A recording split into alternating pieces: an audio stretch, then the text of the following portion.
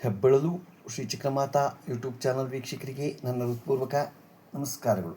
ಸುಭಾಷಿತ: ಅವಮಾನ ತಪ್ಪಾಗಬಹುದು, ಆದರೆ ಅನುಭವ ಎಂದಿಗೂ ತಪ್ಪಾಗಲ್ಲ. ಅನುಮಾನ ಕೇವಲ ನಮ್ಮ ಮನಸ್ಸಿನ ಕಲ್ಪನೆ. ಅನುಭವ ಜೀವನದಲ್ಲಿ ನಾವು ಕಲಿತ ಪಾಠ. ಆ ಪಾಠನ ನಾವು ತಿಳ್ಕೋಬೇಕು. ಏನು ಕಲ್ತ್ಕೊಂಡು ಇವತ್ತು ಅದನ್ನು ಅದರಲ್ಲಿ ಅವಮಾನ ಆಗಿದ್ದಕ್ಕೆ ಏನು ಅನುಭವ ಪಟ್ಕೊಂಡು ಅಂತ ತಿಳ್ಕೊಂಡಾಗ ಗೊತ್ತಾಗತ್ತೆ. ಇವತ್ತು ನಾವು ಭಕ್ತ ಕಣ್ಣಪ್ಪನ ಬಗ್ಗೆ ತಿಳ್ಕೊಳ್ಳೋಣ.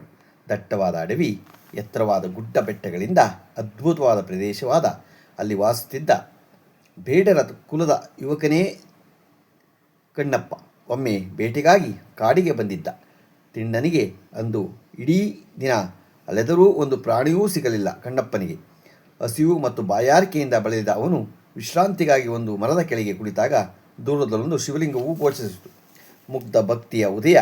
ತಿಣ್ಣನಿಗೆ ಶಾಸ್ತ್ರೋಕ್ತವಾದ ಪೂಜಾ ವಿಧಾನಗಳು ಅರಿವಿರಲಿಲ್ಲ. ಆದರೆ ಈ ಶಿವಲಿಂಗವನ್ನು ಕಂಡೊಡನೆ ಅವನ ಮನಸ್ಸಿನಲ್ಲಿ ಭಕ್ತಿಯ ನೆಲೆ ಚಿಮ್ಮಿತು. ಅಯ್ಯೋ, ಈ ದೇವನು ನಿರ್ಜನ ಪ್ರದೇಶದಲ್ಲಿ ಒಂಟಿಯಾಗಿದ್ದಾನಲ್ಲ ಎಂಬ ಮಮಕಾರ ಅವನಲ್ಲಿ ಮೂಡಿತು. ಅಂದಿನಿಂದಲೇ ಆ ಶಿವಲಿಂಗವೇ ಅವನ ಸರ್ವ ಸ್ಪಷ್ಟವಾಯಿತು. ಅವನು ತಾನು ಬೇಟೆಯಾಡಿದ ಪ್ರಾಣಿಯ ಮಾಂಸದಲ್ಲಿ ಯಾವುದೂ ರುಚಿಯಾಗಿದೆ ಎಂದು ಅಲ್ಲಿನಿಂದ ಕಚ್ಚಿ ಪರೀಕ್ಷಿಸಿ ಅತ್ಯುತ್ತಮವಾದದ್ದನ್ನು ಶಿವನಿಗೆ ತರುತ್ತಿದ್ದನು. ನದಿಯಿಂದ ನೀರನ್ನು ತನ್ನ ಬಾಯಲ್ಲಿ ತುಂಬಿಕೊಂಡು ಬಂದು ಲಿಂಗಕ್ಕೆ ಅಭಿಷೇಕ ಮಾಡುತ್ತಿದ್ದನು. ಇದು ಅವನ ಪಾಲಿಗೆ ಪರಮ ಪವಿತ್ರವಾದ ಪೂಜೆಯಾಗಿತ್ತು. ಅರ್ಚಕನ ಸಂಶಯ ಮತ್ತು ಶಿವನ ಪರೀಕ್ಷೆ. ಅದೇ ಶಿವಲಿಂಗ ಪ್ರತಿದಿನ ಶಾಸ್ತ್ರೋಕ್ತವಾಗಿ ಪೂಜೆ ಸಲ್ಲಿಸಿದ ಅರ್ಚಕನೊಬ್ಬ ನಿದ್ದನು. ದಿನಾಲೂ ಲಿಂಗದ ಮೇಲೆ ಮಾಂಸದ ಚೂರುಗಳು ಮತ್ತು ಎಂಜಲು ನೀರನ್ನು ಕಂಡು ಅವನು ಅತೀವ ವಿಷಾದ ವ್ಯಕ್ತಪಡಿಸಿದನು. ಯಾರೋ ಅಪಚಾರ ಮಾಡುತ್ತಿದ್ದಾರೆ ಎಂದುಕೊಂಡು ಶಿವಲಿಂಗವನ್ನು ಶುದ್ಧೀಕರಿಸಿ ಪೂಜಿಸಿ ಹೋಗುತ್ತಿದ್ದನು. ತನ್ನ ಭಕ್ತನ ನಿಷ್ಫಲ ಪ್ರೇಮವನ್ನು ಅರ್ಚಕನಿಗೆ ಮನವರಿಕೆ ಮಾಡಿಕೊಡಲು ಶಿವನು ಒಂದು ಲೀಲೆಯನ್ನು ನಡೆಸಿದನು. ಕಣ್ಣನ್ನೇ ನೀಡಿದ ಕಣ್ಣಪ್ಪ ಒಂದು ದಿನ ಅರ್ಚಕನು ಮರೆಯಾಗಿ ನಿಂತು ಗಮನಿಸುತ್ತಿದ್ದಾಗ ತಿಣ್ಣನ್ನ ತನ್ನ ವಾಡಿಕೆಯಂತೆ ಪೂಜೆ ಮಾಡಲು ಬಂದನು. ಅಷ್ಟರಲ್ಲಿ ಶಿವಲಿಂಗದ ಒಂದು ಕಣ್ಣಿನಿಂದ ರಕ್ತ ಸುರಿಯಲಾರಂಭಿಸಿತು. ಇದನ್ನು ಕಂಡು ಗಾಬರಿಕೊಂಡ ತಿಣ್ಣನ್ ಕಾಡಿಗೆ ಗಿಡಮೂಲಿಕೆಗಳನ್ನು ತಂದು ಹಚ್ಚಿದರೂ ರಕ್ತ ನಿಲ್ಲಲಿಲ್ಲ. ಆಗ ಅವನಿಗೆ ಒಂದು ಉಪಾಯ ಒಳೆಯಿತು. ಕಣ್ಣೇ ಮದ್ದು. ತಡಮಾಡದೆ ತನ್ನ ಹರಿತವಾದ ಬಾಣದಿಂದ ಸ್ವಂತ ಕಣ್ಣೊಂದನ್ನು ಕಿತ್ತು ಶಿವಲಿಂಗದ ಕಣ್ಣಿಗೆ ಜಾಗರಿಸಿದನು. ರಕ್ತಸ್ರಾವ ನಿಂತಿತು. ಆದರೆ ಕ್ಷಣಾರ್ಧದಲ್ಲಿ ಲಿಂಗದ ಎರಡನೇ ಕಣ್ಣಿನಿಂದಲೂ ರಕ್ತ ಬರತೊಡಗಿತು. ತಿಣ್ಣನ್ ಕಿಂಚಿತ್ತೂ ಭಯಪಡದೆ ತನ್ನ ಎರಡನೇ ಕಣ್ಣನ್ನು ಕಿತ್ತು ಕೊಡಲು ಸಿದ್ಧನಾದನು. ಆದರೆ ಎರಡು ಕಣ್ಣುಗಳಿಲ್ಲದಿದ್ದರೆ ಲಿಂಗದ ಕಣ್ಣಿನ ಭಾಗ ಎಲ್ಲಿ ಎಂದು ತಿಳಿಯೋದಿಲ್ಲವೆಂದು ಭಾವಿಸಿ ತನ್ನ ಕಾಲಿನ ಬೆರಳನ್ನು ಗುರುತಿಗಾಗಿ ಲಿಂಗದ ಕಣ್ಣಿನ ಮೇಲಿಟ್ಟು ತನ್ನ ಇನ್ನೊಂದು ಕಣ್ಣನ್ನು ಕೇಳಲು ಮುಂದಾದನು. ಶಿವನ ಸಾಕ್ಷಾತ್ಕಾರ ಮತ್ತು ಮೋಕ್ಷ.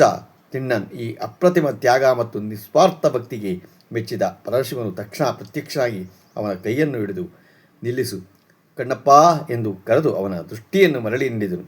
ಅಲ್ಲಿಯವರೆಗೆ ದೂರದಿಂದ ಇಲ್ಲವೆಲ್ಲವನ್ನೂ ನೋಡುತ್ತಿದ್ದ ಅರ್ಚಕನಿಗೆ ಭಗವಂತನ ಮೆಚ್ಚುವುದು ಕೇವಲ ಮಂತ್ರಗಳನ್ನಲ್ಲ, ಬದಲಿಗೆ ಭಕ್ತನ ಅಂತರಾತ್ಮದ ತುಡಿತವನ್ನು ಎಂಬ ಸತ್ಯದ ಅರಿವಾಯಿತು.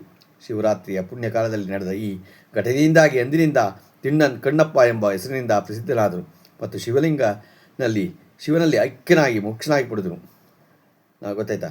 ನಾವು ಬಾಹ್ಯವಾಗಿ ನಾವು ಮಾಡೋ ಪೂಜೆಗಿಂತ ಭಗವಂತನಿಗೆ ನಾವು ಅರ್ಪಿಸುವ ಪ್ರೀತಿ ಮತ್ತು ಸಮರ್ಪಣಾ ಭಾವ ಮುಖ್ಯವಾದುದು. ಭಕ್ತಿ ಎನ್ನುವುದು ಕೇವಲ ಆಚರಣೆಯಲ್ಲ, ಇದು ಅತ್ಯಂತ ಅನುಸಂಧಾನ ಅಂತ ನಾವು ತಿಳ್ಕೋಬೇಕು. ಗೊತ್ತಾಯ್ತಾ?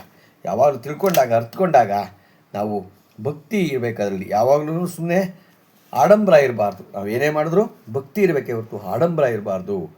ಇವತ್ತು ನಾವು ದಿನಪಂಚಾಂಗ ತಿಳ್ಕೊಳ್ಳೋಣ. ದಿನಾಂಕ 28/2/2026 ಶನಿವಾರ, ಶ್ರೀ ವಿಶ್ವಾವಸುನಾಮ ಸಂವತ್ಸರ, ಉತ್ತರಾಯಣ, ಶಿಶಿರ ಋತು, ಫಾಲ್ಗುಣ ಮಾಸ, ಶುಕ್ಲಪಕ್ಷ, ತಿಥಿ ದ್ವಾದಶಿ, ರಾತ್ರಿ 8:28, ನಕ್ಷತ್ರ ಪುನರ್ವಸು, ಬೆಳಗ್ಗೆ 9:31, ಮಳೆ ಶತಭೀಷ 3ನೇ ಪಾದ, ರಾಹುಕಾಲ 9:38ರಿಂದ 11:02, ಗುಳಿಕ ಕಾಲ 6:39ರಿಂದ 8:09, ಯಮಂಡ ಕಾಲ 2:05ರಿಂದ 3:34. ಇವತ್ತು ಯಾರು ಹುಟ್ಟುಹಬ್ಬ ಆಚರಣೆ ಮಾಡ್ಕೊತಿದ್ರು, ಮದುವೆಯಾದ ದಂಪತಿಗಳು ವಾರ್ಷಿಕೋತ್ಸವ ಆಚರಣೆ ಮಾಡ್ಕೊತಿರೋರಿಗೆ ನಮ್ಮ ಹೆಬ್ಬಳಲು ಶ್ರೀ ಚಕ್ರಮಾತಾ ಯೂಟ್ಯೂಬ್ ಚಾನಲ್ ಕಡೆಯಿಂದ ಶುಭಕಾಮನೆಗಳನ್ನು ತಿಳಿಸ್ತೀವಿ. ದೇವರು ಅವರಿಗೆ ಆಯಸ್ಸು, ಆರೋಗ್ಯ, ಐಶ್ವರ್ಯ ಎಲ್ಲ ಕೊಟ್ಟು ಕಾಪಾಡಲಿ ಅಂತ ಕೇಳ್ಕೊತೀನಿ. ನಮ್ಮ ಹೆಬ್ಬಳಲು ಶ್ರೀ ಚಕ್ರಮಾತಾ ಯೂಟ್ಯೂಬ್ ಚಾನಲ್ ಯಾರು ಸಬ್ಸ್ಕ್ರೈಬ್ ಆಗಲು ದಯಮಾಡಿ ಸಬ್ಸ್ಕ್ರೈಬ್ ಆಗಿ ಲೈಕ್ ಕೊಡಿ. ಇದು ನಿಮ್ಮದೇ ಚಾನಲ್ ಆಗಿರೋದ್ರಿಂದ ನಮ್ಮ ಲಿಂಕನ್ನು ಬೇರೆ ಗ್ರೂಪ್ಗೆ ಫಾರ್ವರ್ಡ್ ಮಾಡಿ. ನಮಸ್ಕಾರಗಳು.